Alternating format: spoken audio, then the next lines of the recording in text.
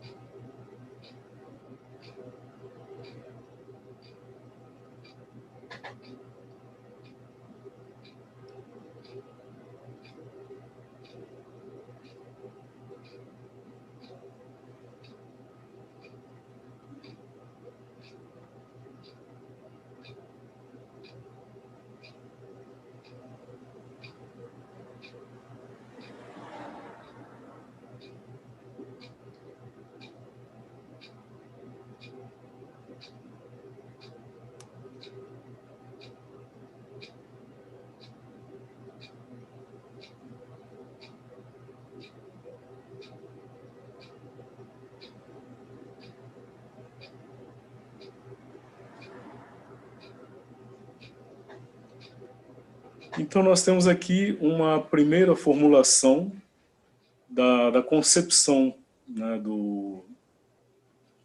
formulada pelos sábios videntes védicos, de uma percepção de que existe na manifestação universal uma hierarquia de mundos, ou seja, degraus ascendentes de planos de existência no universo. Os planos que nós identificamos, reconhecemos, basicamente, o plano o plano material, vital e mental, e a partir daí os planos interiores e que estão acima da mente, que ainda, por assim dizer, não se manifestaram. E eles já tinham essa concepção de que a essa escala crescente de manifestação de consciência no plano cósmico, no plano da manifestação universal, correspondia a uma escala similar na natureza humana. Então, é como se cada ser humano, ou a consciência humana, fosse um microcosmo que como que reúne os mesmos planos que se manifestam na escala universal. Então nós temos, como reconhecemos facilmente, nós temos o plano material, físico-material, que vem desde o mineral, né? Nossa estrutura óssea é basicamente mineral, depois todos os planos de processos biológicos que constituem o organismo humano, o plano vital, que também se sutiliza e nas expressões mais sutis do plano vital, como os impulsos de desejo, vontade, emoção, sentimento, são todas como que sutilizações, mas ainda dessa faixa vital, dessa escala crescente, até chegar à escala mental que tem rudimentos na natureza animal, mas que na natureza humana começa a se expressar de forma mais plena, inclusive pela autoconsciência. E nessa última sentença ele nos aponta que estes graus, níveis de manifestação na natureza, eles não são frutos de um processo casual, mas que há uma verdade, há uma lei, há uma justiça, ou seja, há um equilíbrio de ações e reações, de causas e efeitos, que rege, que sustenta e governa a manifestação progressiva destes níveis.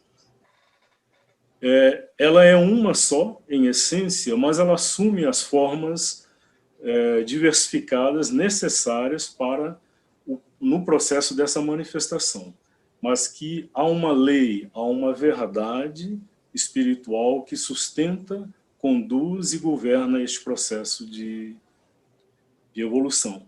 Então, até aí, uma coerência, digamos assim, absoluta com a visão de Shri Aurobindo.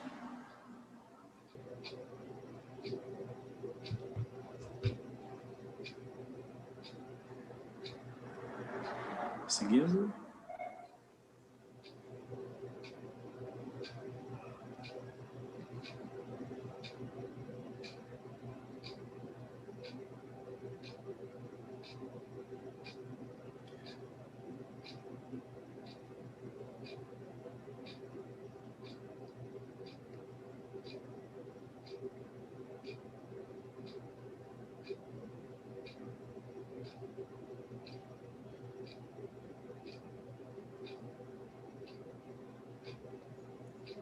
Então, ele toma como um exemplo a manifestação deste fenômeno, que é a luz. Então, parte da luz física exterior, e ele diz, ela tem séries, ou seja, ela é manifestada numa gradação. Então, por exemplo, a gradação visível para nós, das faixas do espectro da luz solar, né, que vão do vermelho até o violeta, mas que a física nos informa. Existem as faixas infravermelho, né? Então o infravermelho e ao ultravioleta, ou seja, essa gama visível é só parte de uma gama maior, que começa antes e se estende além da última faixa vibratória perceptível por nós. Mas são gradações da luz física. Aí ele nos indica que há uma outra luz, interior e mais alta, que é o veículo da consciência mental, vital e psíquica. Então, já no nível do vital, né, nem é ainda uma expressão de uma luz espiritual, mas já no nível vital, existe uma gama, uma faixa mais sutil, que vai além das manifestações mais exteriores do vital, possivelmente aquilo que ele chama o vital sutil, e daí se desdobrando também por gradações até a faixa da consciência mental, chegando até as dimensões do nível mais interior do psíquico. Então é uma outra luz, uma outra gradação de luz. E, por último, há a luz das alturas supremas e das maiores profundezas, aquela da iluminação espiritual. Então, ele nos fala de algo que está além, no mais alto, mas não só no mais alto, mas também no mais profundo. Então, é interessante como ele unifica as duas dimensões, o mais alto e o mais profundo. Aí está a luz da iluminação espiritual. Então, essa para nós é ainda como que um conceito. A grande maioria de nós não tem ainda a visão, a percepção. Mas é um desdobramento lógico, segundo aquela mesma lógica da luz física, né? Nós não vemos o infravermelho nem o ultravioleta, mas a física, por meios experimentais, detectou e constata a existência dessas faixas. Então, não temos nenhuma razão lógica para objetar a existência dessas faixas de luz que nós ainda não percebemos. Embora outros, de alguma forma de alguma maneira equipados, puderam perceber e eventualmente mesmo vivenciar essas dimensões. Então, na visão das divindades védicas, Surya, o Deus Sol, era o senhor do Sol físico. Mas para o poeta vidente védico, ele é, ao mesmo tempo, aquele que dá os raios do conhecimento, que iluminam a mente, e é também a alma e a energia e o corpo da iluminação espiritual. E em todos esses poderes, ele é uma forma luminosa da divindade única e infinita. Então, esta identificação de uma divindade com o Sol, que como que regeria o plano da manifestação física da luz, que basicamente tem no Sol a sua fonte, né? Mas para os poetas, aqui ele classifica poeta vidente, porque eles manifestavam estas percepções através de formulações poéticas, não eram tentativas objetivas, científicas de descrição, mas eram formulações por meio de imagens e metáforas. Por exemplo, eles tinham a metáfora da vaca, das vacas, como sendo uma metáfora para o raio solar, a irradiação do Sol, os raios solares, frequentemente aparecem sobre esta metáfora. Então, Surya, na verdade, rege todos estes planos de manifestação da divindade como luz, desde o plano físico até o plano da iluminação espiritual.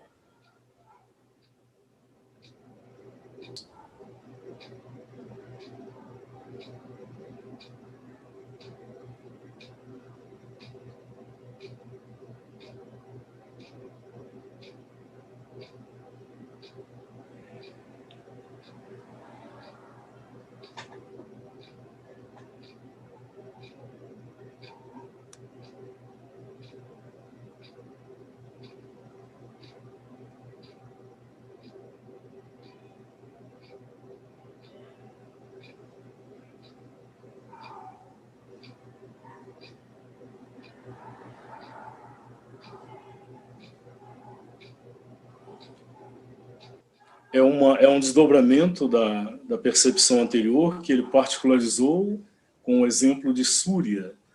Mas aqui ele generaliza, né, nos diz que todas as divindades védicas têm essas duas dimensões. A exterior, possivelmente ligada a alguma forma, alguma expressão da natureza exterior, ainda que de forma simbólica, e essa função, essa dimensão interior e mais íntimas. Então, há formulações de nomes que são conhecidos e nomes secretos. Todas no caráter exterior são poderes da natureza física. Todas têm seu significado interior, uma função psíquica e atribuições psicológicas. Então, isso, de alguma forma, aponta para a realidade de uma unidade. Aquilo que se manifestou na natureza física é a expressão de um princípio ou de determinadas leis, de processos que depois se manifestarão no nível interior, psicológico e psíquico. Como ele exemplificou com a questão da luz em relação à Súria. E todas elas, todas essas divindades, também poderes diversos de uma realidade superior. Ekan, Sat, a existência única e infinita. Então são aspectos, são formulações de uma realidade única. Aquilo que na passagem anterior ele havia mencionado como aquela verdade, aquela lei que rege toda manifestação, como expressão de uma realidade superior. Ou seja, essa realidade está acima. Ela antecede todas estas emanações de si que vão constituir estas divindades. Então ele conclui dizendo que este supremo dificilmente conhecível é chamado frequentemente no Veda essa verdade, ou esse E as expressões sânscritas, né? Tat Satyam, Tad Ekam.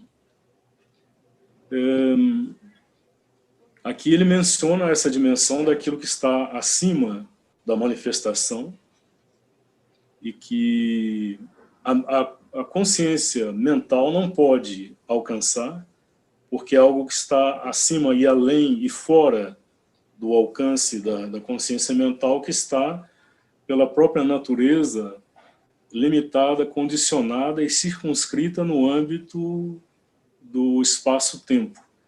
Então, aquilo que nasce, que é condicionado pelo espaço-tempo, como a consciência mental, não pode abranger algo que está além do espaço e do tempo.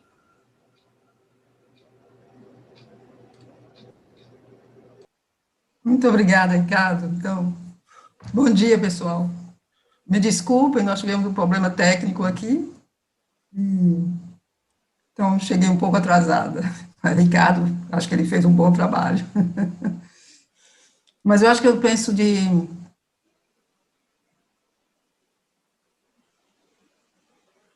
vou explicar um pouco por que eu pensei de introduzir alguma coisa sobre os Vedas. Finalmente, na vida divina, cada capítulo, como vocês já viram, Sri Aurobindo abre com uma citação do Veda, Upanishads e a Gita. Então, eu pensei de fazer algum trabalho, quer dizer, eu não sou uma erudita, não é que eu conheço profundamente os Vedas, mas alguma coisa a gente pode falar um pouco baseado no que Sri Aurobindo escreveu. Então, eu fiz alguma tradução e pedi aos meninos aí para fazerem uma projeção para poder ser mais fácil a compreensão, né, visual. Então, eu agradeço muito ao Ricardo, agradeço muito ao Henrique, eles fizeram esse trabalho. E eu pensei de fazer hoje, ter feito isso, né, com o Veda, e na próxima vez faremos alguma coisa sobre o Upanishad, e ainda depois faremos sobre os Puranas e com a Bhagavad Gita. E justo para dar uma ideia, né, para a gente poder saber, entender um pouco por que Sri Aurobindo, todo mundo fala muito, né, dos Vedas, de Sri Aurobindo para Sri Aurobindo é a fonte, né, desse conhecimento. Com o Vedanta depois. E na nossa última leitura se falou do Vedanta, quer dizer, ele cita duas ou três vezes no capítulo sobre o ego, ele fala do Vedanta. E o Luciano, a gente no final da leitura, a última vez, o Luciano introduziu a pergunta ou algum comentário sobre justamente o Vedanta, que não deu para a gente falar, porque já era no final. Então, me veio isso, eu acho que a gente precisaria falar um pouco sobre o Veda e o Upanishad e a Gita. Então, por isso que nós introduzimos hoje essa passagem, porque é um pouco histórica, quer dizer, assim, É histórico no sentido de que Sri Aurobindo tenta ir à origem, né, desse conhecimento, como se tomou essa forma. E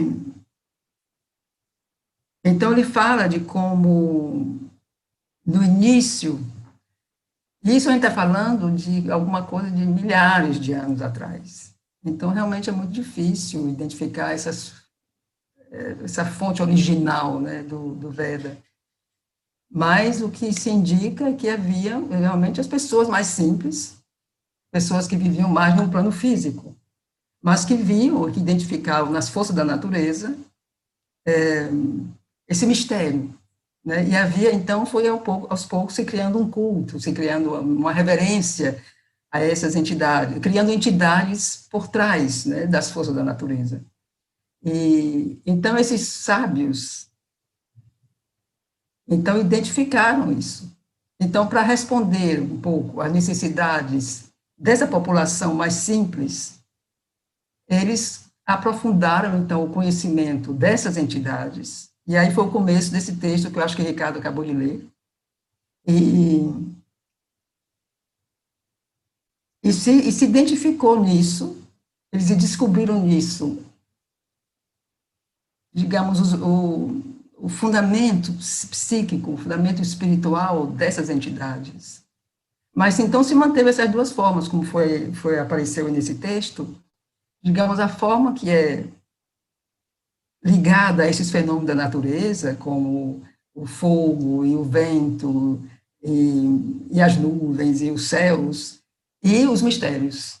Quer dizer, isso como símbolo das forças maiores que estavam por trás. E isso aconteceu em várias religiões, digamos, várias espiritualidades, em várias partes do mundo, como no Egito, como na Grécia, como na Caldeia. Então, havia sempre essa religião popular, onde os deuses tomavam formas e estavam muito mais próximos, como diria, o secreto, né, o segredo, os mistérios. Então, os Vedas têm essa linguagem misteriosa, essa linguagem quase que em código, né, que seria como que decifrar. E quando Sri Aurobindo quando chegou na Índia, que ele começou a ir descobrindo, né, a se aprofundar na espiritualidade indiana, é curioso, porque assim, não é que ele se influenciou, eu diria, pelos Vedas, mas ele confirmou nos Vedas as experiências que ele vivia. Então, foi assim, foi através da experiência dele que ele viu a profundidade, a veracidade daquele material. Então, de fato, Veda quer dizer isso, né? Quer dizer, é o livro do conhecimento.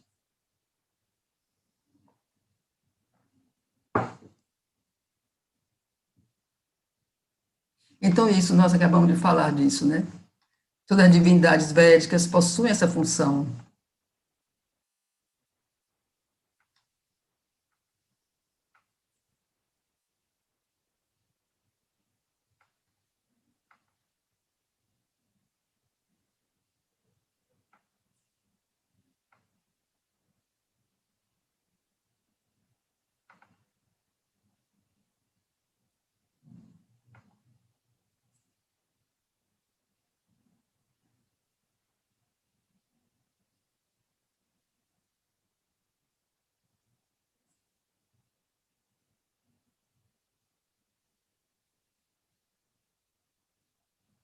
Então, isso é muito, muito interessante, não? Porque, quer dizer, isso foi o que os rishis, né, descobriram, identificaram.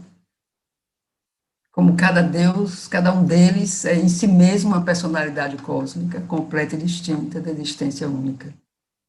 E na combinação de seus poderes, eles formam o completo poder universal, o todo cósmico, Vaishvadevyam. E, de novo, a parte sua função particular. Cada divindade é uma com as outras.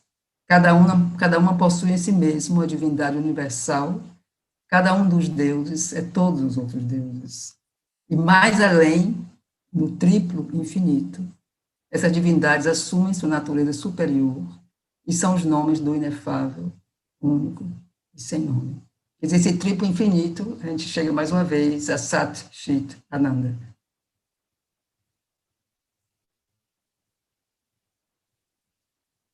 Mas eu acho muito claro, eu acho que o texto foi muito claro em si. Não tem muito o que explicar, assim, eu acho que é muito claro esse texto.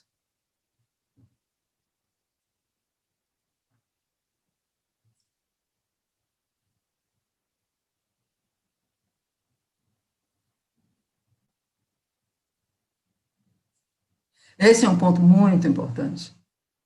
Esse é um ponto muito fundamental nesse primeiro ponto.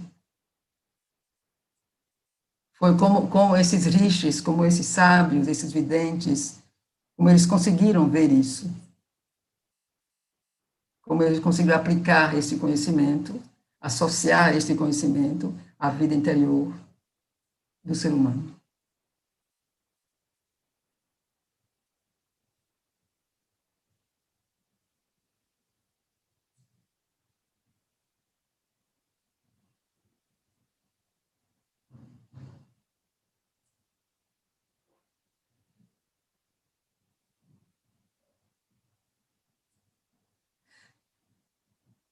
Isso também é coisa assim muito particular, né, da espiritualidade indiana, porque foi a espiritualidade onde se viu isso, que o homem ele pode realmente, que há essa evolução, quer dizer que o homem pode ir além dessa demasiada falsidade da existência mortal, que ele deve passar da falsidade à verdade, ele deve voltar-se para a luz, lutar com os poderes da escuridão e vencê-los. Então, isso é muito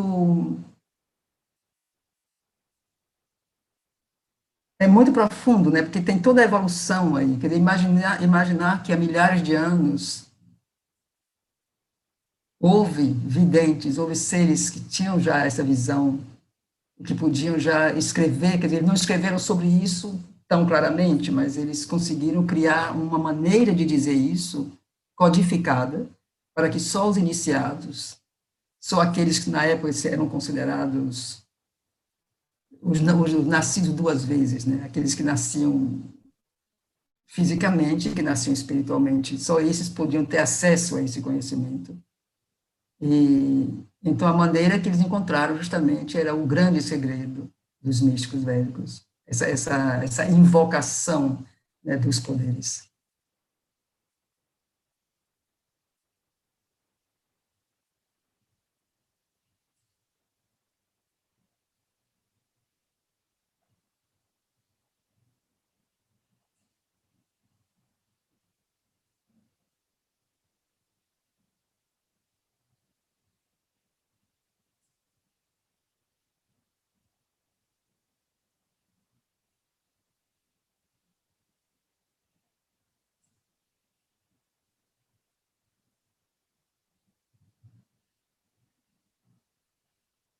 Aqui eu gostaria de falar um pouco assim, essa coisa do sacrifício, né, que na linguagem no Ocidente o sacrifício está muito ligado a um certo sofrimento, o sacrifício é quando você deixa uma coisa que você tem um apego, que você quer, é como se fosse uma coisa realmente ligada a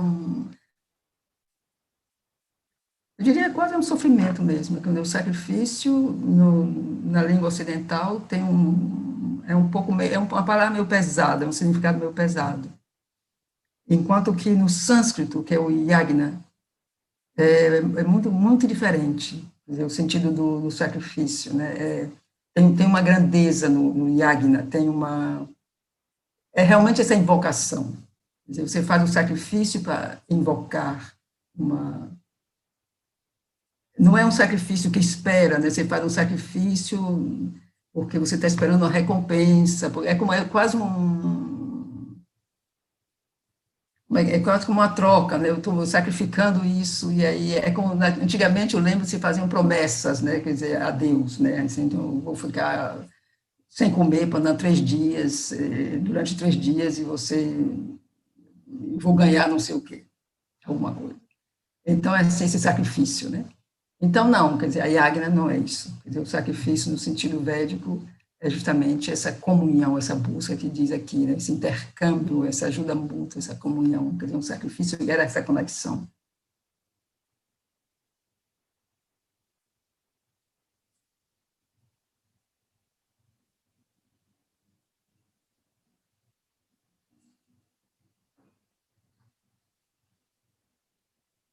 E essa mãe infinita era Aditi, né? Que depois tomou várias outras significações o nome, né? Virou a Shakti, mas assim, na época era Aditi, que é a mãe de todos os deuses, quer dizer, a mãe universal e a mãe de todos os deuses.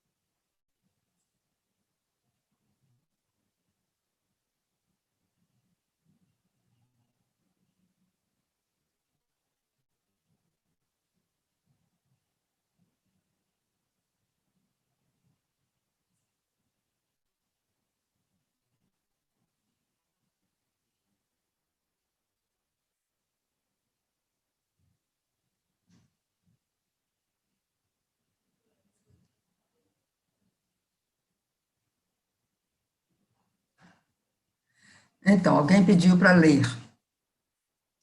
Encontrava-se já em sua semente, embora não em sua extensão completa, as ideias mais características da espiritualidade indiana. Então, quais são essas características da espiritualidade indiana? Então, a existência una, Ekam Sat, supracósmica, mais além do indivíduo e mais além do universo. O Deus único que se apresenta a nós em múltiplas formas, nomes, poderes, personalidade de sua divindade.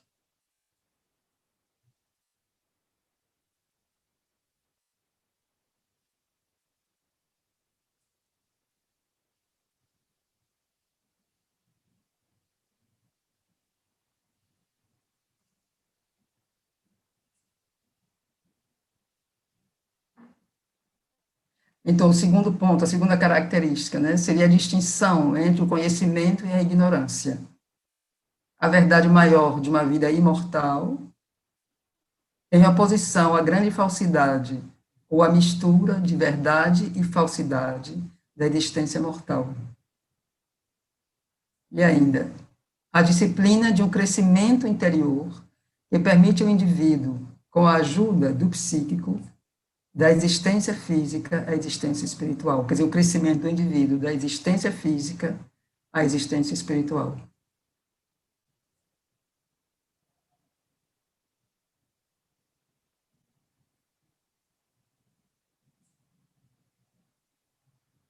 Então, esses elementos nós vamos encontrar na vida divina, né? Também. expostos, né, e muito, com uma grande profundez, vamos encontrar esses elementos. O primeiro, a existência una, é realmente assim, a base da vida divina, do livro, né, do pensamento cherubino, da vida divina.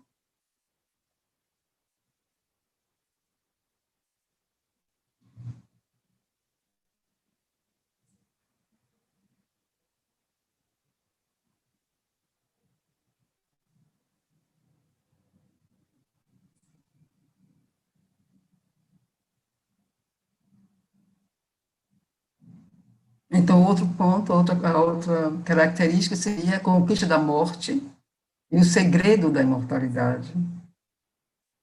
A percepção que o espírito humano é capaz de realizar sua divindade.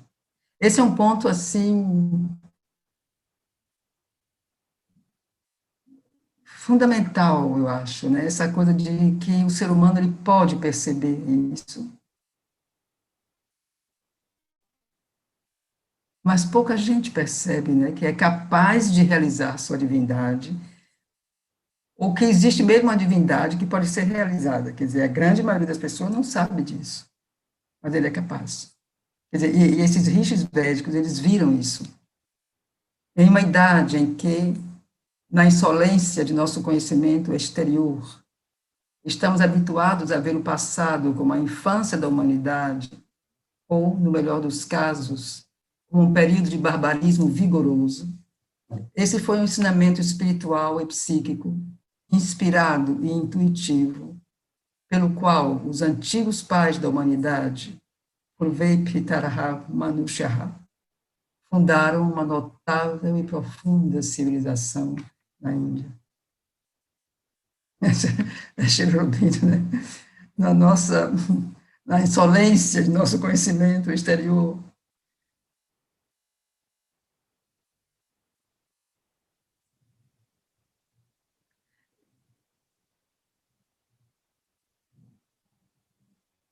Porque temos também, como eu mencionei antes, ver que outras espiritualidades também criaram esses dois aspectos, né, de uma, que se chama na linguagem mais comum, o esotérico e o exotérico. Mas é que na Índia tomou essa característica justamente não só do oculto, da coisa que do poder sobre o mundo físico, quer dizer, sobre a coisa do poder sobre o mundo físico, que conduziu depois ao ocultismo, que se chama ocultismo no Ocidente, mas é essa percepção que o espírito humano é capaz de realizar sua divindade.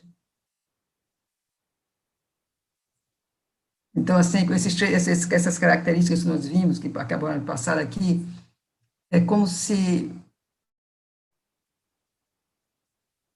no Veda, nós vimos, foi sempre como envolto, né, desse mistério. Isso vai, aos poucos, tomar uma outra forma, né, com o Vedanta, que nós vamos ver na próxima vez. Mas é essa coisa de que é possível essa transformação do ser. E isso só na Índia se desenvolveu, se descobriu, se construiu, digamos, um conhecimento, uma ciência dessa transformação espiritual psíquica. Isso aconteceu na Índia.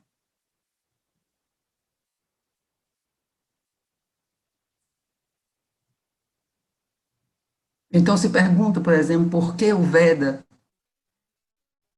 até hoje é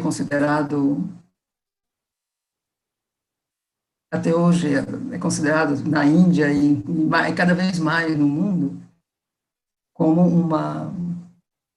um conhecimento extraordinário. Quer dizer, depois de milhares de anos, o Veda tem esse poder, quer dizer, até quando se diz assim, o Veda tem um peso, né, tem uma substância. Mesmo quem nunca nem leu muito dos Vedas, mas sabe que o Veda significa essa substância profunda e sólida. E justamente porque eles se identificaram, né, com o eterno. Então, o Veda vai ter esse poder até o momento que a humanidade se aproximará desse eterno, se aproximará desse nível, esse nível de consciência de onde esses sábios tiveram essa visão. Enquanto a gente estiver aqui procurando, descobrindo e tentando e tateando nas coisas, o Veda é como um farol, né, diante de nós.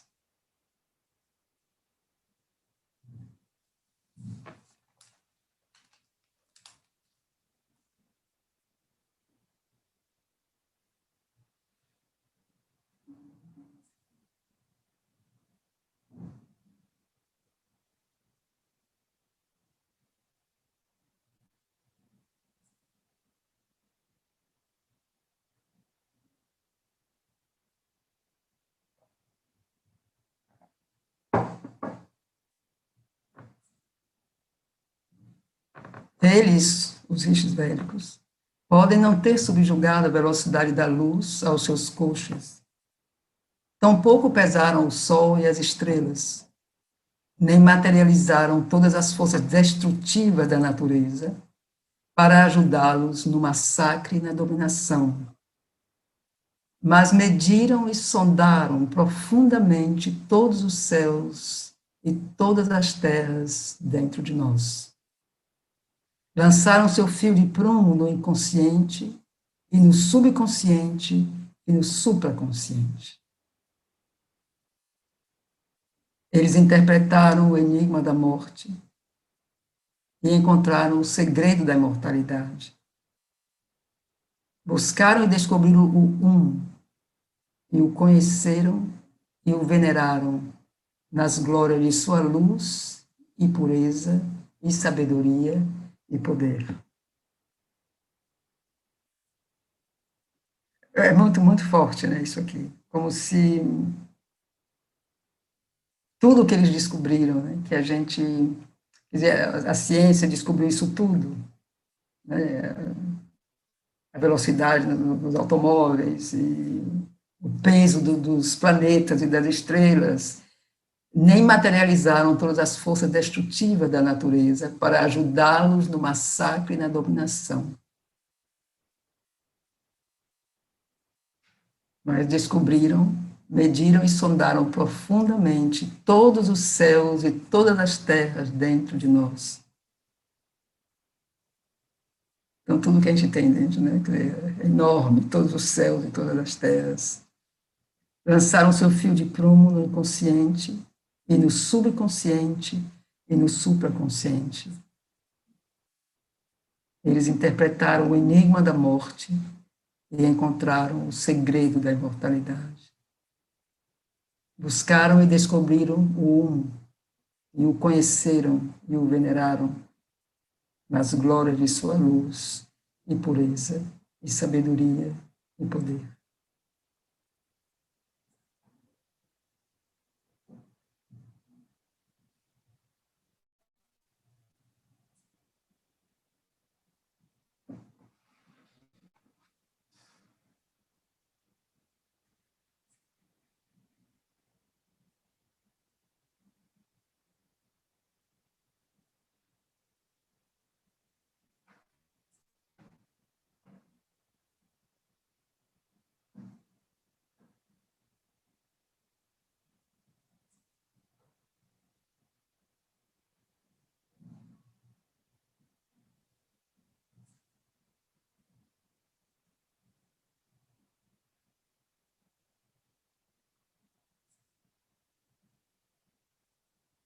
Então, esse é um trecho, né, do Rig Veda.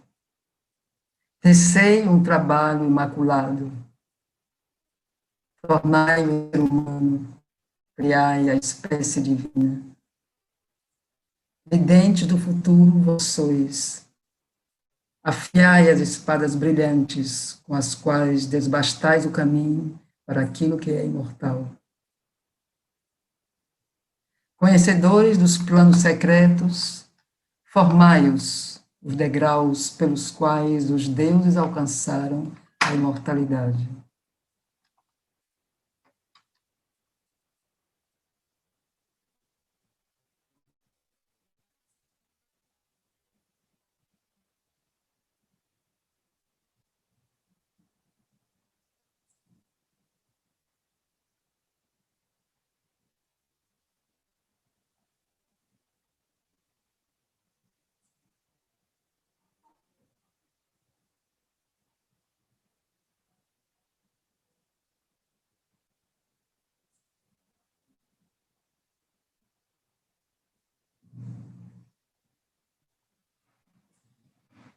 Eu não sei o que dizer desse poema.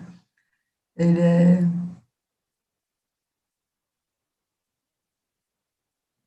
Imaginar que esses rishis viram isso há, não sei, 8.000 anos atrás, ou 5.000 anos, não sei.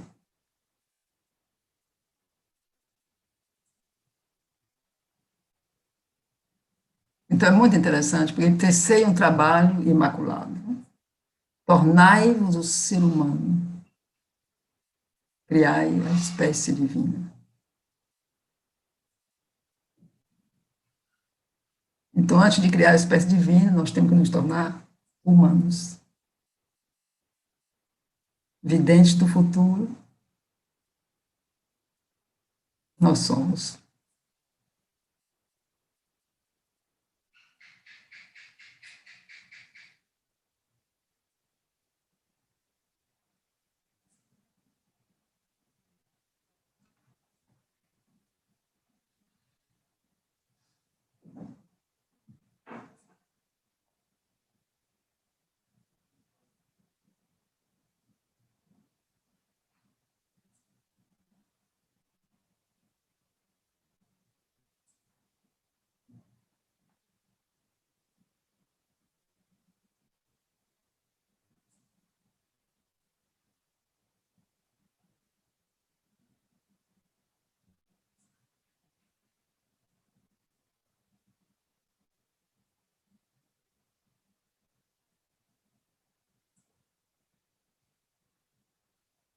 Foi sempre mantido na Índia antiga que religião, vida e sociedade deveriam ser organizados de tal modo que cada indivíduo deveria ter a oportunidade de crescer espiritualmente por qualquer meio que fosse adequado à sua capacidade.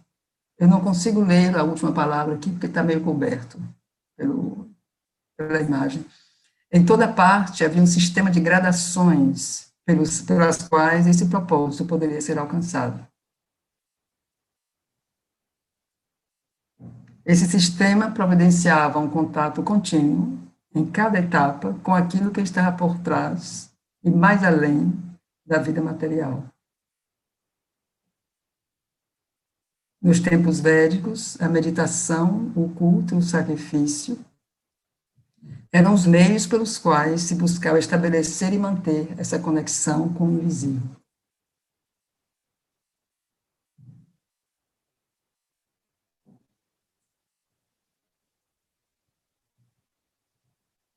Então, era uma sociedade, naquela época, na Índia Antiga, como ele diz aqui, tudo era organizado para que fosse possível esse crescimento. A sociedade, o sistema social era construído em torno do espírito.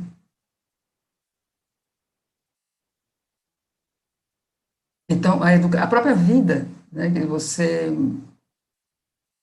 tinha um período de aprendizagem jovem, você tinha um período onde você realizava a vida normal, você podia casar, ter família, viver as coisas, quer dizer, ter essa passagem pela vida como processo de crescimento, e é o momento em que você se retirava para se preparar para a vida espiritual e para a passagem para o outro lado. Então, havia essa estrutura social e na vida mesmo, então todo o sistema de educação, o sistema dos ashrams, né, onde as crianças iam se educar com o mestre, e inclusive o sistema que hoje se chama o sistema de castas, mas que na época não era um sistema de organização de estrutura da sociedade, era com esse propósito, e tendo isso como base. E via sempre por trás essa coisa maior por trás. Quer dizer, o objetivo sempre foi alcançar ou se preparar para unir-se com essa coisa maior. E as experiências todas eram aceitas, quer dizer, não havia, como que quase que não havia limite para os meios de exploração para esse encontro, né? Quer dizer, a sociedade previa que cada indivíduo poderia ter o seu meio de encontrar, de busca e de encontrar essa... Mas, então, em certo momento, a sociedade também deu formas. Então, você tinha os sacerdotes, você tinha os sannyasis, você tinha começaram os sistemas de yoga, que isso foi tudo uma evolução a partir dessa organização social da Índia Antiga. Essas gradações, né, que Sri Aurobindo fala.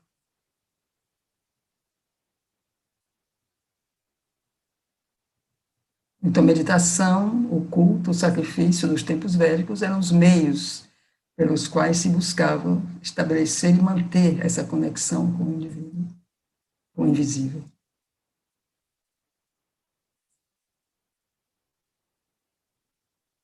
Então, eu gostaria de...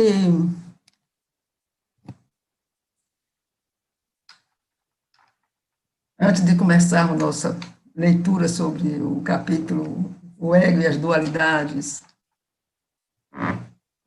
eu gostaria de falar um pouco sobre Sri Aurobindo, mais uma vez. No nosso último encontro sobre a vida divina, eu penso que desde o começo, né, desses encontros, nós temos insistido muito sobre o aspecto de uma compreensão mental de Sri Aurobindo e a importância de se compreender Sri Aurobindo mentalmente, né, de haver uma abertura capaz de aprender, de receber esse conhecimento. E isso, é claro, isso é muito importante. Mas eu gostaria hoje justamente de trazer, e isso me veio depois da última vez, eu senti na última vez que foi como que se nós enfatizamos muito, ou um pouco mais, esse aspecto de Sri Aurobindo, né, que é a necessidade de entender Sri Aurobindo mentalmente. E então eu sinto que falta, talvez, a gente falar do outro aspecto também, que é o aspecto do coração. Né? Quer dizer, Sri Aurobindo, ele é também Krishna. Ele também toca flauta. Quer dizer, Krishna tinha a flauta dele, que ele tocava para despertar, né, as pessoas. Então, aqueles privilegiados que ouviam a flauta de Krishna corriam para ele, né? Quer dizer, Krishna, a flauta de Krishna é irresistível. E é um dos símbolos assim mais poéticos e mais permanentes na sociedade indiana. É essa imagem, né? Quer dizer, Krishna com a flauta, que é uma flauta de bambu, né? A flauta transversal. E então, Sri Aurobindo, a flauta dele é invisível, mas ele toca a flauta. E então eu chamo a atenção disso porque eu acho que uma coisa que nós falamos já também algumas vezes é como que Sri Aurobindo, ele é uma ação, né? Quer dizer, ele veio para agir, né? Quer dizer, a energia dele está agindo, né? Quer dizer, não é que Sri Aurobindo foi embora, mas a ação dele está aí. Então, ele veio para realizar essa ação. E qual é essa ação de Sri Aurobindo? Esse despertar, quer dizer, o que é que a flauta de Sri Aurobindo desperta, né?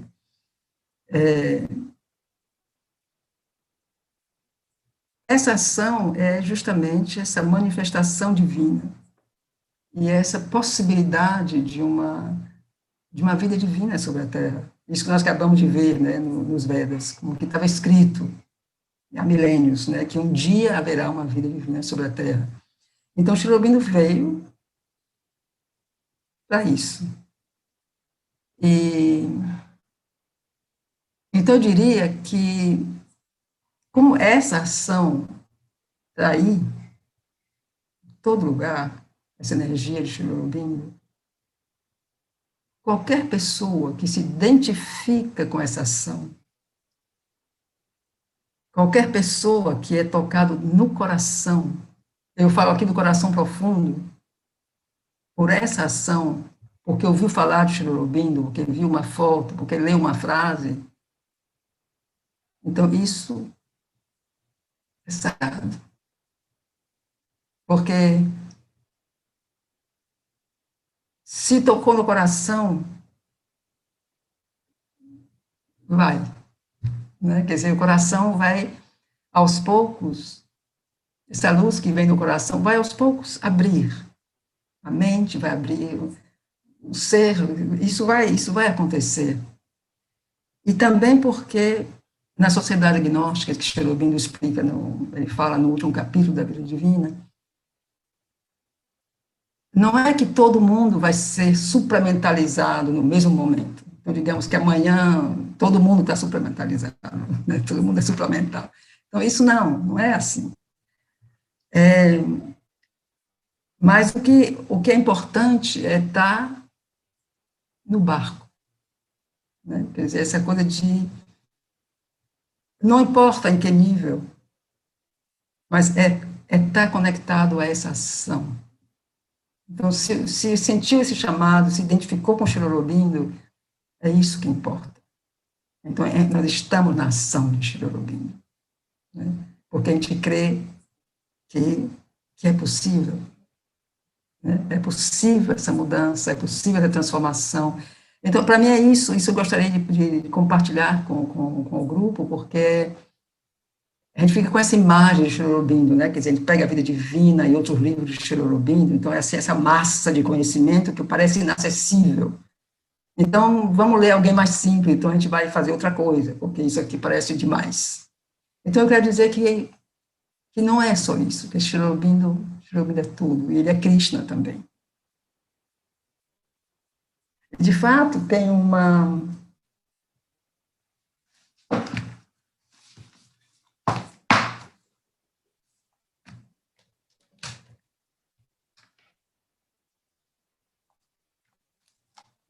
Tem Sri Aurobindo ele fez alguns poemas dedicados a Krishna, e tem um trecho assim que eu gostaria de ler para vocês, é curto, onde ele diz: Shri Krishna em Vrindavan. Vrindavan é onde Krishna cresceu e brincou, e tem muitas lendas ligadas a Krishna em Vrindavan. Então, Shri Krishna em Vrindavan não é somente beleza, ele é também amor. Porque sem o perfeito amor, não há beleza perfeita. E sem beleza perfeita, não há felicidade perfeita. Então, assim, Krishna é beleza, amor, felicidade perfeita. Então, quando eu identifico assim, Krishna com Sri Aurobindo, é nesse sentido, quer dizer, Sri Aurobindo, ele responde em todos os níveis. Né? Quer dizer, quando a gente tem esse encontro com o Sri Aurobindo, que é um encontro do coração, é um encontro da alma, é o ser psíquico que se abriu a essa força, a gente está na força de Sri Aurobindo, está na ação de Sri Aurobindo. Isso que conta. E depois isso, pouco a pouco, esse conhecimento, essa vastidão, essa coisa vai sendo construída. Então, não precisa se assustar com essa massa de conhecimento de Sri Aurobindo. Eu gostei, para mim foi importante falar disso, porque a última vez que nós lemos, eu fiquei com essa impressão, né, de que o foco foi muito sobre o aspecto de Sri Aurobindo como conhecimento através da mente, né, mas há também um outro aspecto de Sri Aurobindo. Então tá, então vamos voltar a ver se concluímos hoje o capítulo sobre o ego. Então, é esse capítulo, né, que nós começamos da vez passada, que se chama O Ego e as Dualidades. Então, aqui também, assim, antes da gente ler essa passagem, vamos pensar um pouco sobre dualidade. Então, a dualidade ainda é necessária enquanto nós vivemos no plano físico, esse plano que nós estamos, no plano da ignorância. A dualidade ainda é necessária.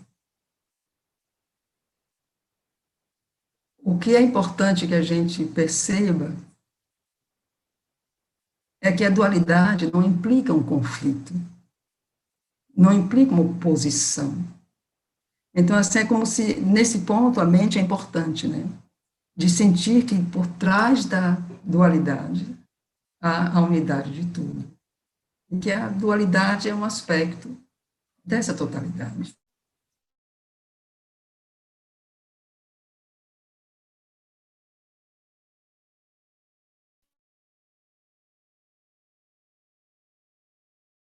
Então, e vai se dizer com a mente, a dualidade é parte do todo. Então, e ver também a verdade dos dois lados, quer dizer, é um exercício. E o exercício também em crescimento evolutivo. Porque Sri Aurobindo, acho que ele diz em algum lugar, que ultrapassar esse sentido da dualidade é só quando a gente ultrapassa realmente o plano da mente. Quer dizer, mesmo a sobre-mente, ela ainda tem divisões. Então, só quando a gente ultrapassa isso, e quando o nível supramental se manifesta, é que a gente pode realmente falar de além das dualidades. Né? Mas essa ideia de dualidade, essa perspectiva de que tudo é dual, tudo é oposto, é uma coisa que vai também crescendo e progredindo. Né? Quer dizer, cada vez que a consciência cresce um pouco, essa perspectiva, essa visão dessas dualidades também se alarga.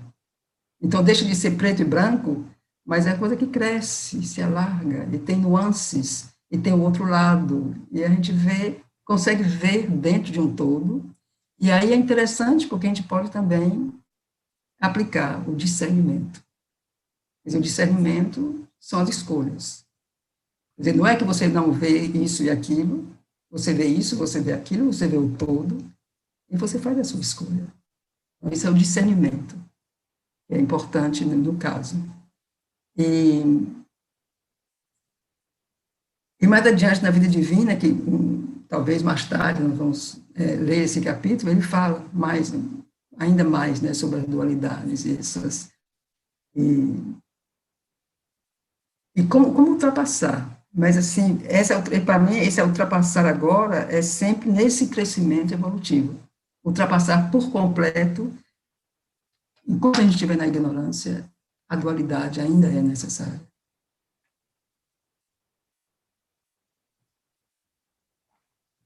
Porque, de fato, faz parte do plano cósmico, né, a dualidade. E é como que é o divino, né, que se manifesta dessa forma. Então, ele se manifesta como Purusha e Prakriti, por exemplo.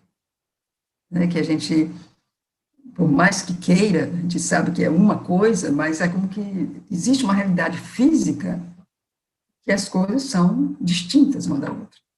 Né, mas a gente sabe que é uma só. Mas é distinto, e a gente tem que agir e viver dentro dessa dualidade. Né? Então, eu gostaria de retomar a vida divina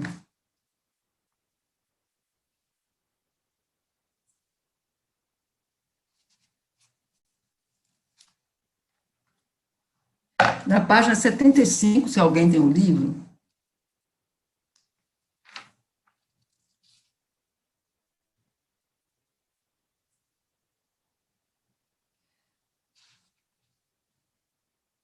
Então, o parágrafo no final da página, embaixo da página. No entanto, no próprio princípio da razão, há a afirmação de uma transcendência, pois a razão é, em sua inteira finalidade e essência, a busca do conhecimento. A busca, por assim dizer, da verdade, pela eliminação do erro. Sua visão, seu objetivo, não é de passar de um erro maior a um menor, mas pressupõe a verdade positiva, pré-existente, em direção à qual podemos avançar progressivamente por meio das dualidades de conhecimento certo e conhecimento errado.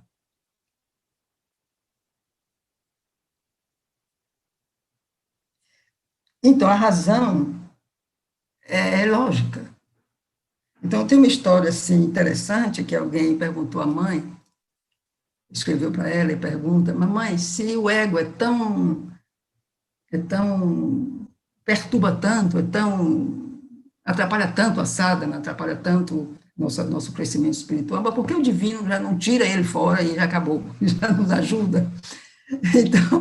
Então a mãe responde para ele que não é bem assim, que o esforço tem que ser feito, e o indivíduo tem que fazer esse trabalho. Nós estamos aí, lhe damos a força, lhe damos o sustento, lhe damos todo o apoio, não com você, mas o trabalho é seu. Então, isso assim, então é a razão que diz isso, quer dizer, tem uma lógica, quer dizer, mas se o negócio atrapalha tanto, mas por que não tira de vez, né? Então, a nossa razão, de certo modo, funciona assim. Ela quer ir direto na coisa, ela vê a coisa, mas não tem a paciência, não é a paciência, não tem a largueza de ver que tem um processo, que pode ter um caminho para chegar até lá. Ela quer um resultado, ela quer isso, é verdade, então vamos lá direto.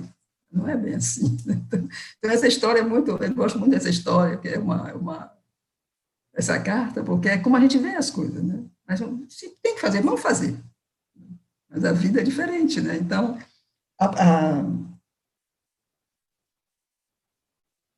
mas aí ele continua.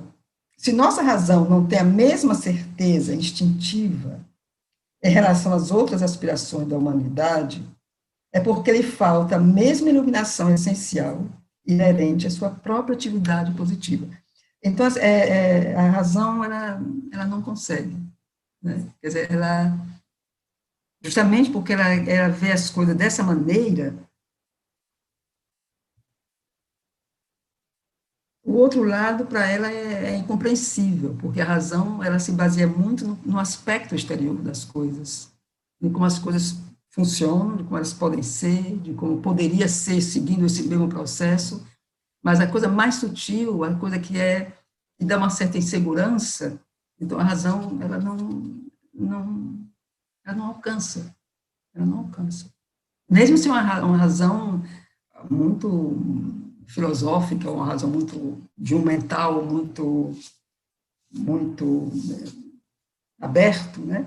Mas quando chega no limite entre essa razão, essa coisa lógica, e essa coisa mais intuitiva, mais sutil, esse pressentimento interior de uma outra coisa, aí a razão já não.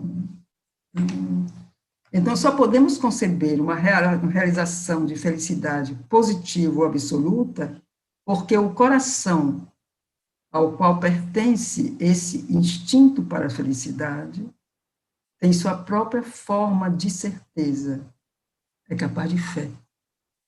E porque nossa mente pode conceber a eliminação dessa carência insatisfeita, que é a aparente causa de sofrimento. É bonito como essa lei define isso, né? Essa carência insatisfeita, que é a aparente causa do sofrimento.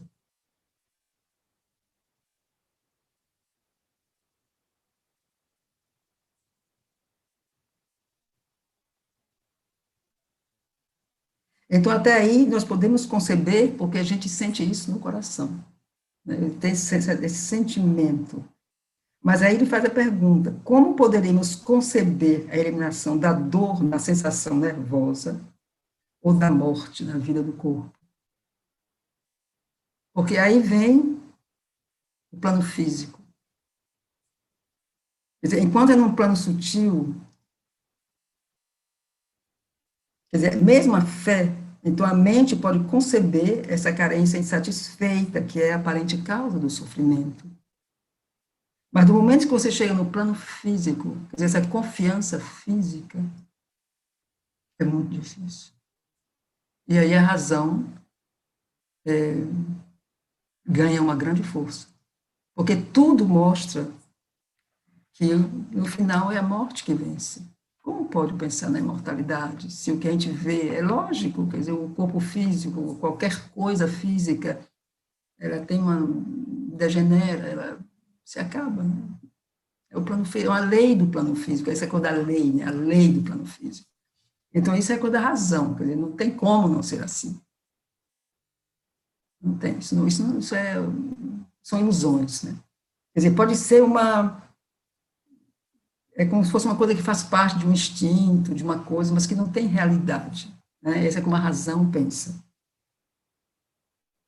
E a sensação nervosa é igual. Como é possível que você tenha uma coisa aqui no corpo e não sinta dor? É evidente que se fez assim, você tem que sentir uma dor. Isso é essa coisa do plano físico, que é uma das dificuldades, digamos, nossa, né, do ser humano, esse mental físico, esse ego físico, esse apego ao físico, que é também a dificuldade que a gente tem de perceber uma outra coisa, né? Porque tudo em torno de nós, no plano físico, nega essa outra coisa. Então, é ilógico a gente sonhar com outra coisa, pensar outra coisa, crer em outra coisa, ter confiança em outra coisa. É ilógico, é irracional, se diria, né? Não tem razão. Mas, no entanto, a rejeição da dor é o instinto soberano das sensações.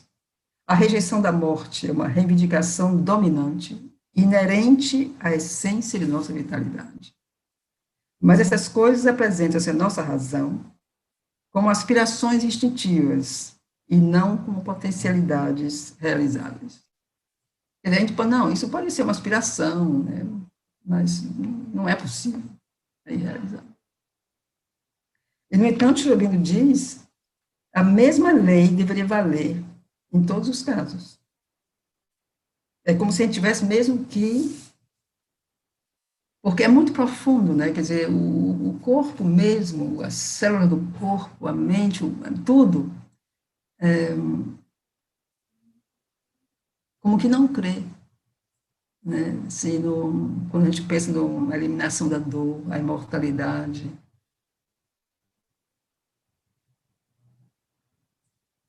Existe algo realmente no subconsciente, né? No inconsciente profundo,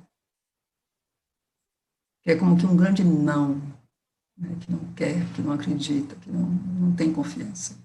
E Sri Aurobindo descreve muito bem em Savitri. A mãe também nas agendas, ela fala muito sobre isso. E em Savitri é muito forte, né? Na viagem de Savitri, quando ela encontra as três mães, os três seres dos planos, do plano físico, do plano vital, do plano mental. Quer dizer, esse não, essa coisa que não é possível.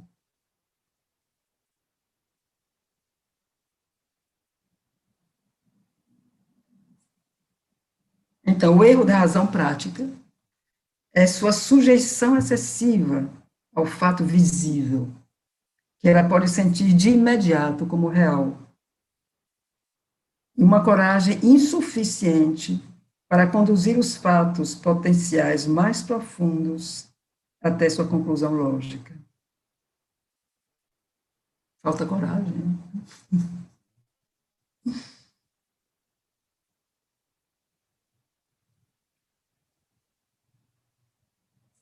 É interessante, porque do momento que a razão aceita, por isso eu acho que ele fala de coragem, essa coragem é insuficiente, porque do momento que a razão se abre a aceitar esse outro aspecto, ela deixa de ser a razão, ela vai se tornar uma outra coisa. Então, por isso que ela tem um medo, quer dizer, ela tem assim ele não diz medo, ele diz coragem insuficiente.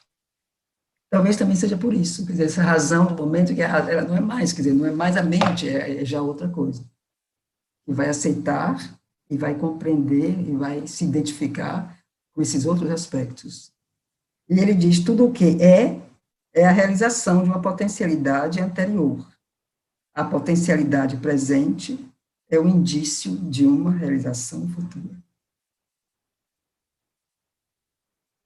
Essa é uma daquelas frases de Sri Aurobindo, assim, né, aquelas frases, como é que eu diria?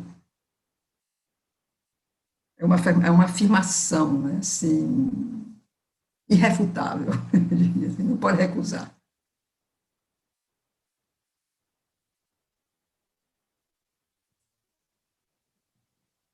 E nesse caso, a potencialidade existe, pois a mestria dos fenômenos depende do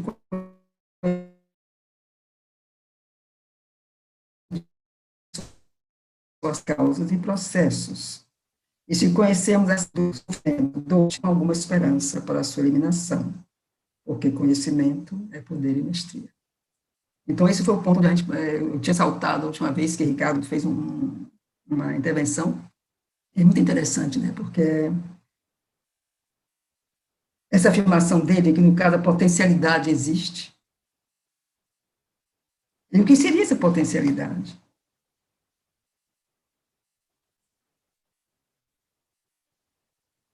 Então, se a gente pega uma coisa que existe hoje, pegando, por exemplo, Chernobyl dá exemplo, por exemplo, do avião. Então, assim, viajar pelos ares é quase um arquétipo, né? E que estava na humanidade há milhares de anos. E hoje acontece. Então, é realizado agora, mas a potencialidade existia. Então, a potencialidade é agora, quer dizer, essa potencialidade que nós temos agora. Por exemplo, a gente tem a potencialidade que se apresenta, por exemplo, no plano físico, com a medicina atual. Quer dizer, a medicina, a ciência, quer dizer, as ciências práticas, digamos, que investem muito, né, nessa busca, mas só no plano físico, elas querem respostas físicas. Não são respostas transformativas, né, que vão levar a uma transformação, isso eles não conhecem.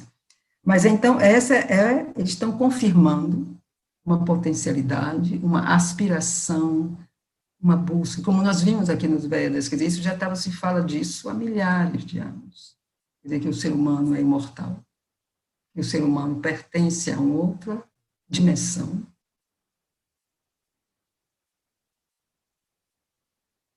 E que isso vai acontecer um dia. Isso é uma coisa que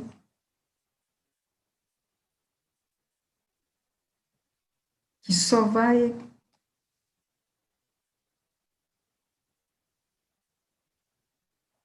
O fato de nós estamos aqui falando disso, né, quer dizer, já abre um potencial. Eu imagino que os nossos pais, quer dizer, os meus pais, não sei os de vocês, mas nem passava pela cabeça. Mesmo os maiores intelectuais, assim, eram raros, eram aqueles que tinham uma visão de uma outra coisa, que falavam alguns poucos. Então, a gente está aqui falando isso aberto, em uma plataforma aberta, estamos falando de imortalidade, falando da possibilidade de transformação, de uma outra sociedade. Então, isso é porque é um potencial existente.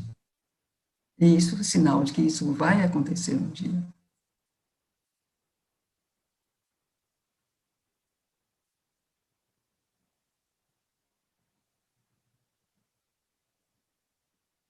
Então, assim, se a gente conseguisse saber as causas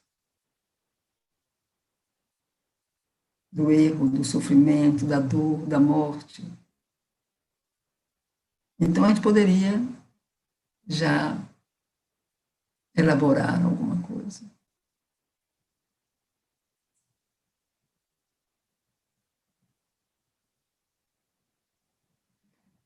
Mas, de fato, que ele continua, perseguimos como um ideal, ainda tão longe quanto possível, a eliminação de todos esses fenômenos, negativos ou adversos. Buscamos de modo constante minimizar as causas do erro, da dor e do sofrimento.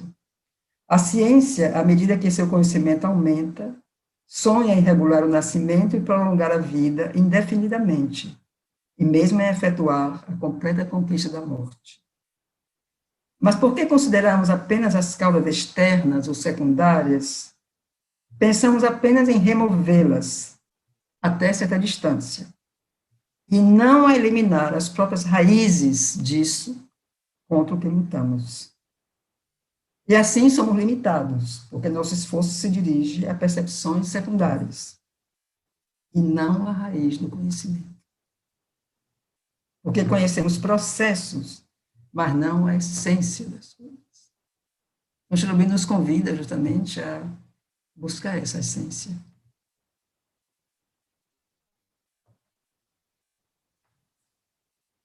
Chegamos assim a uma manipulação mais poderosa das circunstâncias, mas não ao controle absoluto.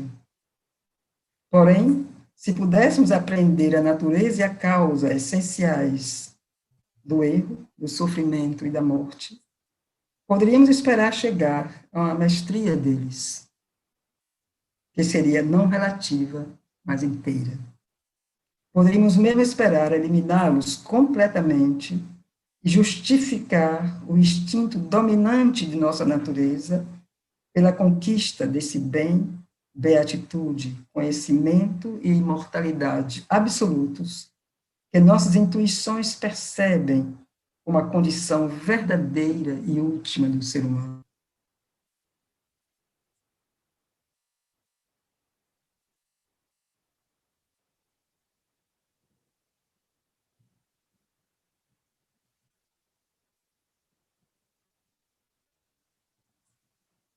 Eu acho tão bonito saber que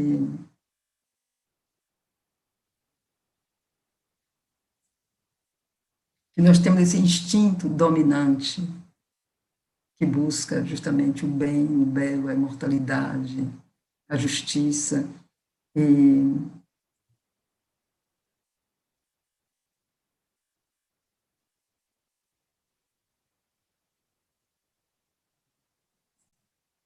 que tudo na vida, toda a vida em torno de nós é como que é feita para que a gente esqueça isso. Tudo nos leva, tudo nos conduz a esquecer isso que é nosso instinto primeiro. E então todo o trabalho que a gente tem assim de reaprender e buscar esse instinto, lembrar e começar justamente esse labor de crescer, de alargar, de compreender com o todo. Então esse é um labor. Esse é o trabalho.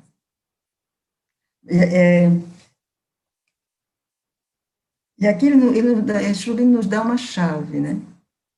O antigo Vedanta, quer dizer, o antigo Vedanta é aquele Vedanta que nós vamos ver a próxima vez, é aquele mais próximo dos Vedas, né? Quer dizer, como que a continuação, de certo modo, que recuperou todos os símbolos e o conhecimento védico e deu uma outra forma. Né? Então, nós falaremos disso a próxima vez. Então, o antigo Vedanta apresenta-nos uma tal solução na concepção e experiência de Brahman como o único fato universal e essencial, e da natureza de Brahman como Sat Chit Ananda. Então, Sat Chit Ananda é, como já sabemos, existência, consciência e beatitude. Então, nessa visão do Vedanta, é aqui que Sri Aurobindo diz isso, né? Quer dizer, para poder a gente conseguir esse crescimento, né, que nossa intuição já sabe, é essa identificação, que ele vai continuar nessa visão do Vedanta. A essência de toda a vida é o movimento de uma existência universal e imortal. Então, se a gente consegue justamente se unir a isso, saber disso, que essa existência nossa, que pequena, ignorante, é o reflexo dessa existência, que é Sat. Então, nesse momento, quer dizer, a nossa vida, que toda a vida é o movimento dessa existência universal, que é imortal. Então, se o que nós somos aqui agora, vivemos aqui agora, é um reflexo disso, é evidente que nós também somos imortais, porque nós somos isso, né? Então, e a essência de toda sensação e emoção é o jogo de um deleite de ser universal e autoexistente, que desse tudo isso, toda sensação e emoção que provoca dor, mas é um reflexo de Ananda, que é a extrema beatitude, então isso também nos coloca nesse absoluto. Então, no momento que a gente consegue essa união com a existência, com a união com o Ananda, e ele continua, a essência de todo pensamento e percepção é a radiância de uma verdade universal que penetra em tudo. A essência de toda atividade é a progressão de um bem universal que se realiza. Então, se a gente está identificado com Sat, Chit, Ananda. Então, é isso, né, que é a resposta para... Não, é por isso, quero dizer, que a gente tem esse instinto, essa certeza interior de que é possível, é porque a nossa origem não é aqui, mas é lá. Então, no fundo, o que a gente tem é uma memória, quer dizer, esse instinto, essa coisa instintiva, é uma memória. É a memória da origem. É o que ele falou aqui na página precedente, né, quando ele fala do paraíso perdido, que Adão que caiu do paraíso, e essa saudade, né, essa sensação de perda e de esquecimento. Mas aí continua, vamos continuar aqui.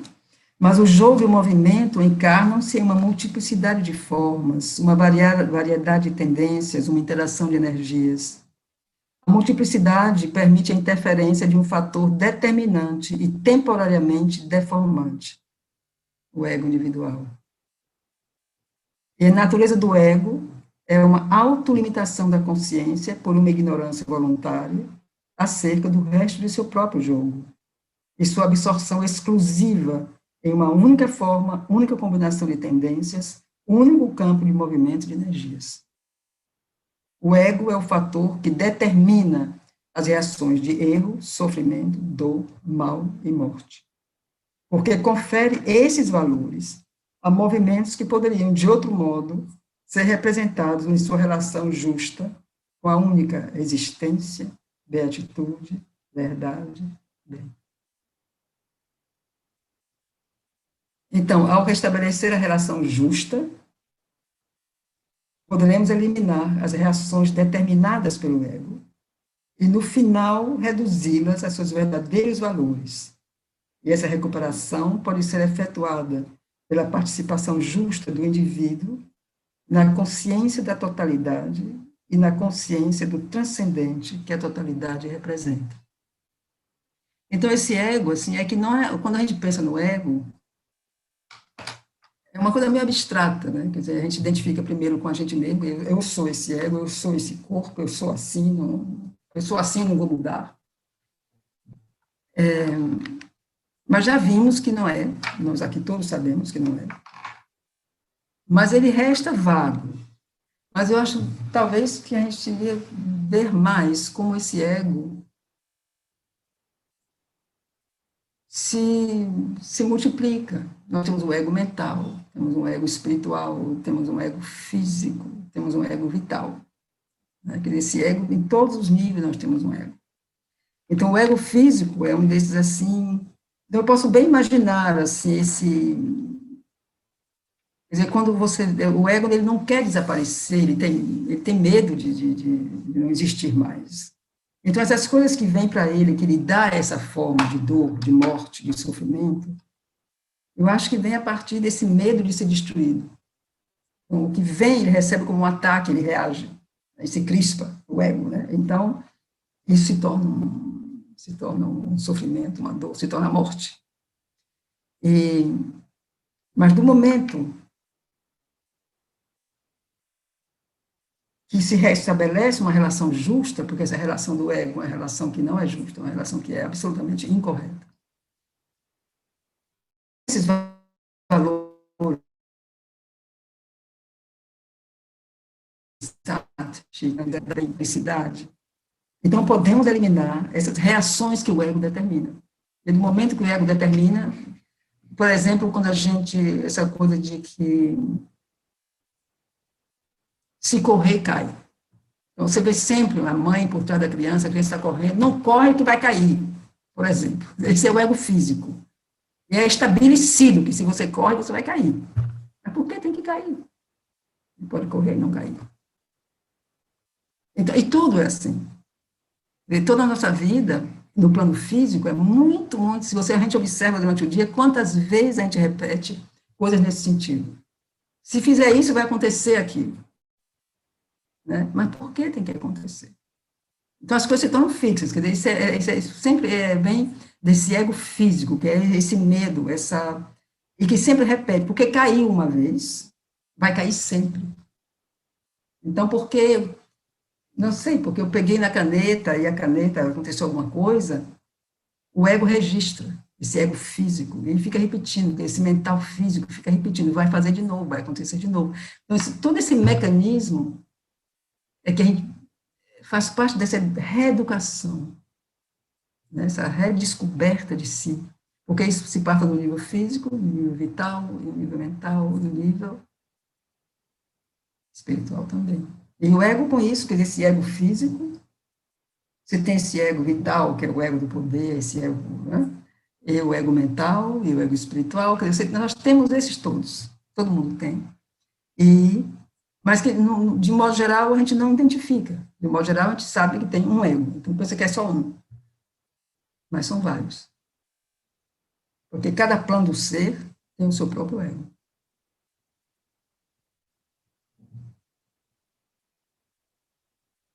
Nas agendas, e também Sri Aurobindo, em várias cartas, ele aprofunda muito isso, né? E como transformar, né? Como mudar essa perspectiva. Quer dizer, quando ele diz aqui, essa recuperação pode ser efetuada pela participação justa do indivíduo na consciência da totalidade e na consciência do transcendente que a totalidade representa.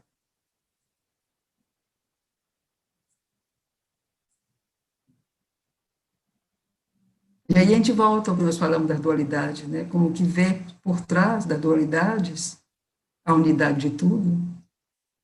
E essa certeza que a nossa origem é o transcendente. A nossa origem não é essa aqui, não é essa divisão, não é esse ego, mas é o transcendente.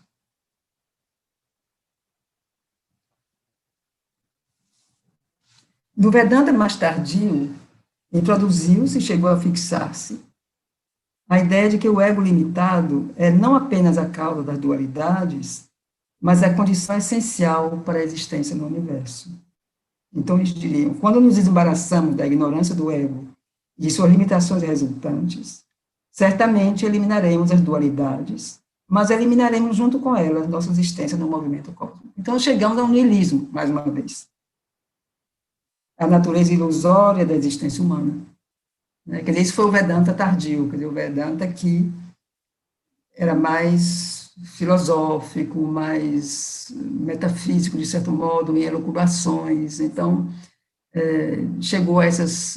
Mas falaremos disso na próxima vez, porque... Mas aí, como ele fala a diferença, o antigo Vedanta, que era mais próximo da origem, e esse Vedanta mais tardio, que era mais filosófico, mais mental, mais especulativo, né, eu diria. Mas se aderirmos à ideia mais ampla e profunda de que o ego é apenas uma representação intermediária de algo além dele, escaparemos dessa consequência e seremos capazes de aplicar o Vedanta para a realização da vida e não só para escapar da vida. A causa e a condição essenciais da existência universal é o Senhor, Ishvara ou Purusha, que manifesta e ocupa formas individuais e universais. O ego limitado é apenas um fenômeno intermediário de consciência, necessário para certa linha de desenvolvimento. Seguindo essa linha, o indivíduo pode chegar a isto que está além dele mesmo, a isto que ele representa, e pode ainda continuar a representar, não mais como um ego obscurecido e limitado, mas como um centro do divino e da consciência universal, que abarca e utiliza todas as determinações individuais e as transforma em uma harmonia com o divino. Então, nesse momento, o ego se abre. Então, os nossos medos e inseguranças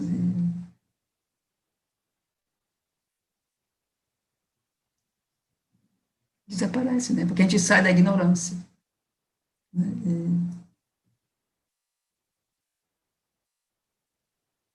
ou começa a sair da ignorância. Temos, então, a manifestação do ser consciente divino na totalidade da natureza física, como fundamento da existência humana no universo material. Temos como condição de nossas atividades o emergir desse ser consciente em uma vida, mente e supramente involuídas e inevitavelmente evoluindo. Pois é essa evolução que tornou possível o aparecimento do ser humano na matéria, e essa é a evolução que lhe tornará possível manifestar progressivamente Deus no corpo, a encarnação universal.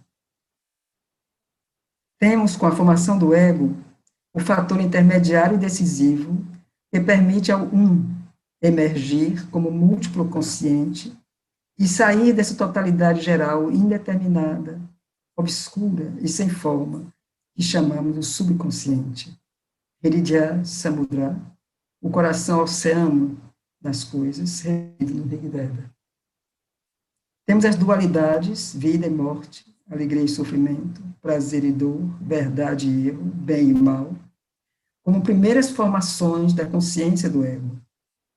A consequência natural e inevitável de suas tentativas para realizar a unidade, uma própria construção artificial de si mesma, excluindo a completa verdade, o completo bem, a vida e a alegria de ser no universo.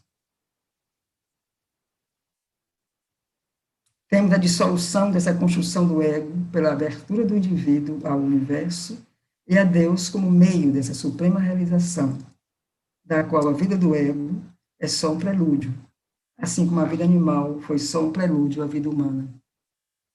Temos a realização do todo no indivíduo, pela transformação do ego limitado em um centro consciente da unidade e da liberdade divinas, como termo final dessa realização. E temos a existência, a verdade, o bem, a alegria de ser, infinitos e absolutos, que se derramam sobre o múltiplo no mundo, como resultado divino, em direção ao qual os ciclos de nossa evolução se movem.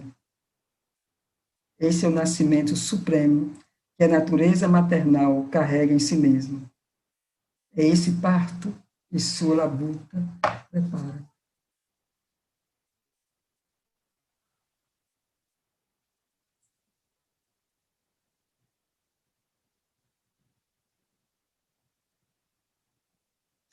Mais uma vez a gente vê como o ego não leva à unidade, o ego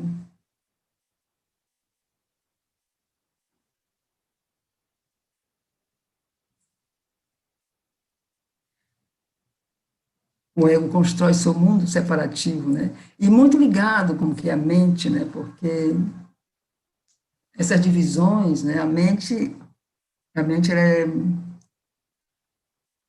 como disse Rubin em algum momento, ela é a divisora do indivisível. E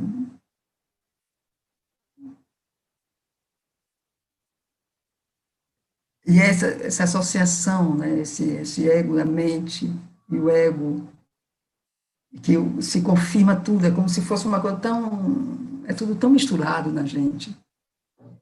E ver a unidade das coisas é tão, aparentemente, tão difícil.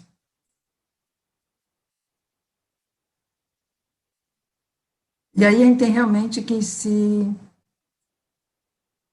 ligar profundamente nesse instinto interno,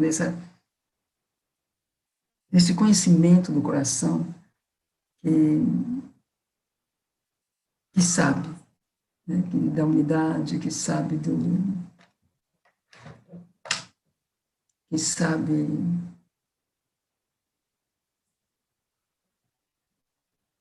reconhecer sua origem.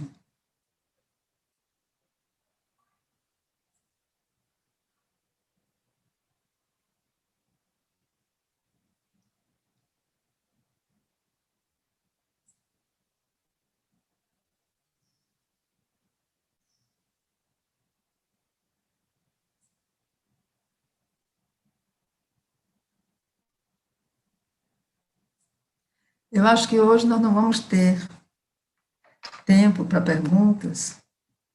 O nosso tempo foi um pouco alterado.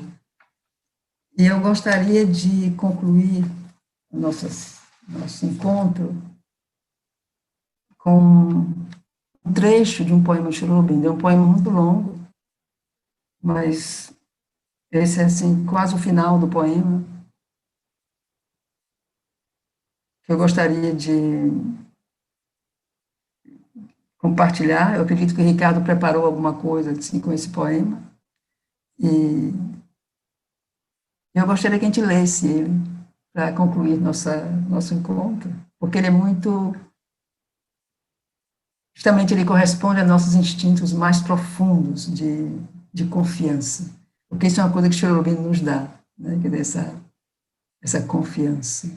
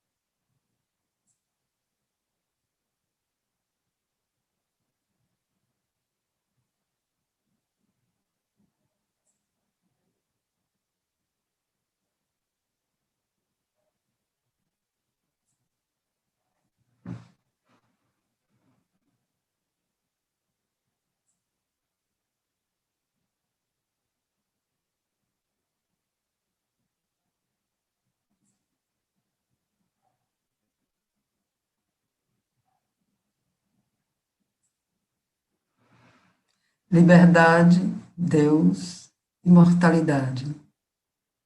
Os três são um e serão realizados em detalhes.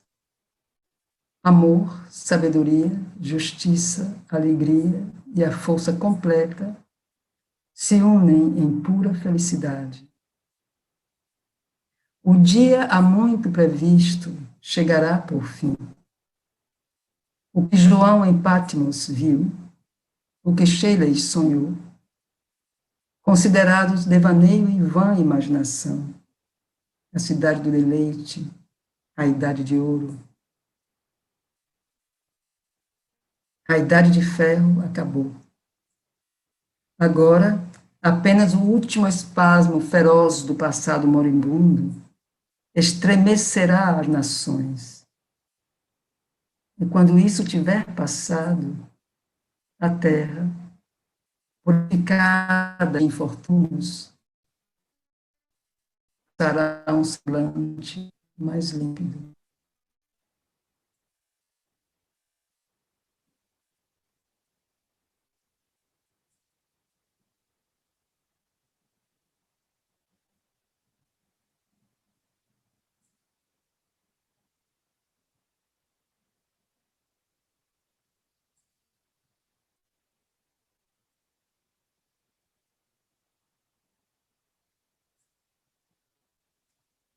Eu achei esse poema muito apropriado para o nosso momento atual. Né? Quando o dia há muito previsto chegará por fim. O que João em Patmos viu, que Shelley sonhou, considerados devaneio e vã imaginação, a cidade do deleite, a idade de ouro. A idade de ferro acabou. Agora, apenas o último espasmo feroz do passado moribundo estremecerá as nações.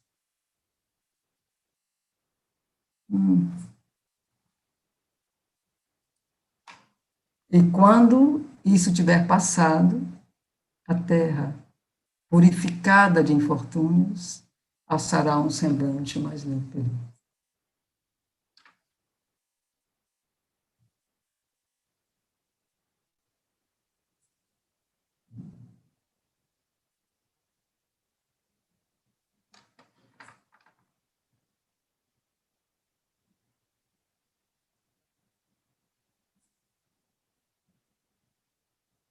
Esse poema não, eu acho que ele não sei, ele tem traduzido em português, Henrique ou Ricardo, vocês sabem alguma coisa?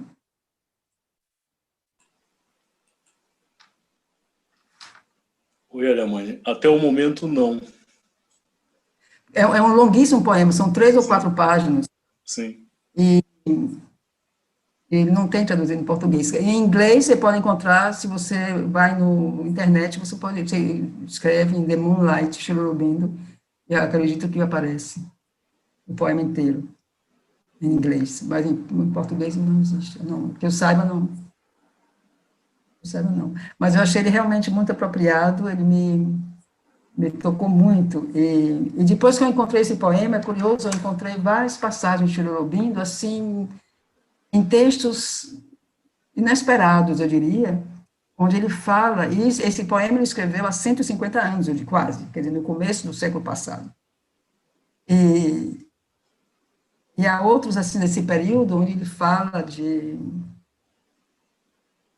justamente dos desvios da natureza que podem causar alterações, justamente na natureza, o mau uso da natureza que pode causar alterações na natureza. Então, ele tem, assim, ele fala de coisas, assim, já há tantos anos atrás. Eu achei esse poema muito revelador, muito. Porque é isso que nós estamos vivendo agora, né? Essas dores do passado que estão tendo seus últimos espasmos. Só que na nossa mente humana, na vida de todo dia, é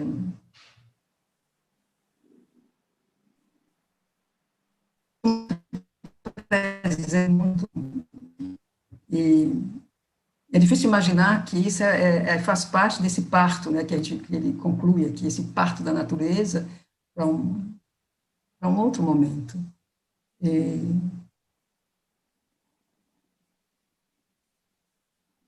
mas eu acho que é muito bom saber